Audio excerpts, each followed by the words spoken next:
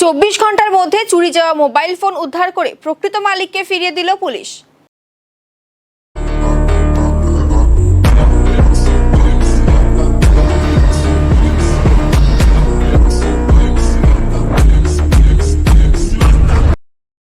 গত শনিবার রাতে দেশবন্ধু পাড়ার বাসিন্দা এক ব্যক্তির মোবাইল ফোন চুরি হয়।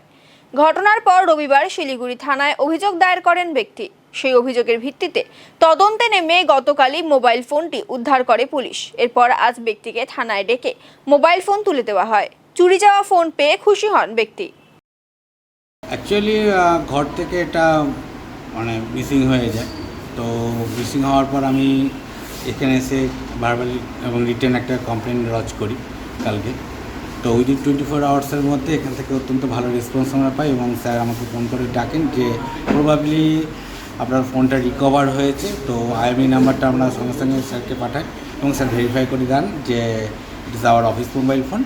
এবং আজকে আমরা এই ব্রাঞ্চে অফিস থানায় এসেছি সেই ফোনটাকে অফিসে রিসিভ করার জন্য। এটা আমার ঘর থেকেই মিসিং হয় দিস মন্থ করে। On the behalf of Muthoot Fincorp Limited, I am thanks to all the police department for this speedy recovery of this office mobile phone, because it is very important mobile communication gadget for us for day-to-day work.